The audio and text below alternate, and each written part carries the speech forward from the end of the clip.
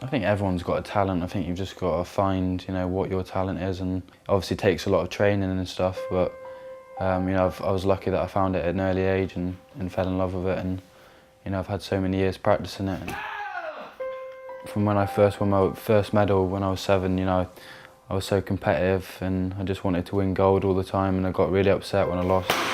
This has been something that we've all been part of from day one. When we realised, that he had this talent and he said, I want to be at the Olympics, that didn't just become his goal, it became our goal. And Alistair was world junior champion at the age of 18 and I was 16 at the time. So when I saw Alistair win that, I was a bit like, oh wow, Alistair's world champion. And world champions aren't that special people now, because Alistair was one. Motivation's a very personal thing, but I think, if one of us sees the other one go out the door to do some training, the other one's not going to sit there and wait till they come back, you're going to go out with them. It's brilliant to share something with your brother. I mean, we've always been close, and he's always been more of a friend than a brother because we have so much in common. Certainly going through Goalball has been like going on a journey as we've both developed in the sport, and when you both share this passion for something, I mean, we can talk for hours about boring tactics and statistics and shameless gossip about the other teams. Shameless gossip and all the nitty gritty of the sport that anyone else you might have brought to tears. The Paralympic movement wasn't around in 1948, so we are the first Paralympians in Great Britain to compete in the home games. With rugby, everything's starting to take off, and with London, around the corner, it's just everything's coming so fast. It's really exciting times. My mum's been there from day one since I've been born, through all the highs and the lows, and she always will be. For me, it's just something so special that I could do for her as well. I used to go to GB training weekends at Stoke Mandeville, and a lot of the GB athletes there said that I was going to be the next big thing in Great Britain. But when you're younger, you don't take it on board. You just think they're just saying it and stuff. I didn't believe I had any talent at all. I just kept going and going, no matter how many times I got beat or Frank showed me everything that I know. I always look at it in 3 phases. There's yesterday's men, today's men, and tomorrow's men. So that always I'm striding to look forward to the next group sort of coming through. As a coach, I think you have to be not just coach, you have to be mentor, you have to be a bit of a psychologist as well, I suppose. Eleanor being so young at that time, it was pretty much unheard of. So sometimes you've got to sort of retreat to regroup and say, hey, let's go and enjoy it and just have a bit of fun. That's the way we went into the 200 IM on the first day in Beijing. I was just so nervous, I didn't want to do it, and all you said to me was oh, just try your best, it doesn't matter if you don't do a good time, it's Beijing Paralympic finals and you're here and just enjoy it as well, remember? Didn't really mean that because we knew he was in with a shout of a medal. Most of us normal people don't really like to be up, stood in front of thousands of people performing something that's right on the edge of making an embarrassing mistake. But Lewis shines in that sort of area. It's his domain, he loves to do that. And his ability to perform is probably his biggest asset. The feelings at the Olympic Games when I got that bronze medal, it was just unbelievable. Every second I spend in this gym was for that time, that moment. And all I have is 50 seconds to prove my life's work.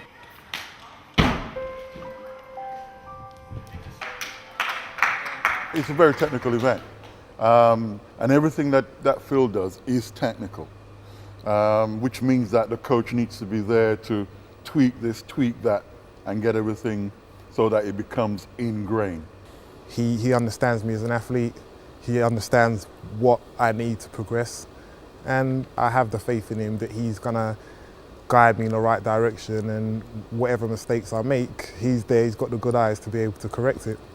In a pair, we just become a little bit closer to one another. In a four, on one side of the boat there are 2 blades, but in a pair, it's just me on my side, just him on his side, and if he messes up, then it has a dramatic effect on the boat. Rowing is not a professional sport, so you have working already with people, they have the passion as well, because they can't get rich.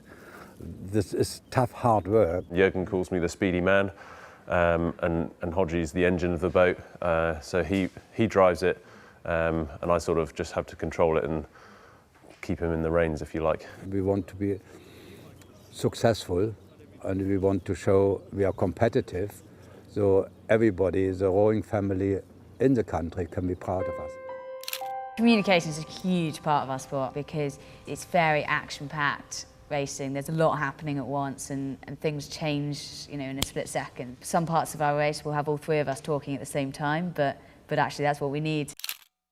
It's been fantastic actually having Maurice on board and becoming more of a team of 4 than 3. He's got a love of the sport the same as us, and he's able to help us really enjoy our training and our racing and realise that, you know, we're very lucky to be in the position that we are. When we're both in a race, we know we can kind of use each other to each other's advantage. So, you know, we do discuss strategy before, and we both know how we like to race. We now do a track session every Tuesday night with Malcolm. He's starting to come away with us a bit more as well now, so if we go to a race or a training camp, he'll come with us and, you know, be there to hold our hands and hold the stopwatch. The commitment that you put in is matched by your teammates, so you're doing it together, and that's having a beneficial effect for the team as a whole. And it's all those little things that you choose to do that add together that is going to help build you to be the best team in the world. I gave up like 4 hours a day out of my own working programme to commit to David, to get him where he wanted to go. And we sat one day and I asked him what his goals were. First it was to get my PBs down, and then it was to get up into the world rankings, and then obviously going into Athens I didn't think I was going to medal, and then getting them medals, and then you want better medals. We want to be the most successful group in world sport. In Athens we were, if you look at statistics, and in Beijing we were. With that brings a lot of pressure as well. But with the group that we've got here, then London, hopefully that'll be pretty successful as well.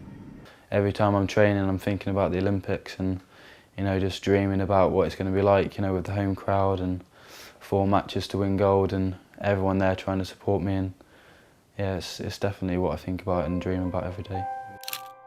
You can't buy getting coached by someone with such experience like Frank. He's coached many champions, and, you know, he's brought through a lot of talent, so, you know, he's done very well with me, and hopefully we can go even further and bring back the gold to Birmingham in 2012. It's not once every 4 years, it's every day, and this will represent the pinnacle of both our careers. There has been that 180-degree shift change, that we are athletes first and disabled second, and not just guys in chairs having a go. And we think that's really important to not only the general public, but everyone, particularly young people growing up with disabilities, to understand that they can be fantastically valuable and they can also be fantastic athletes.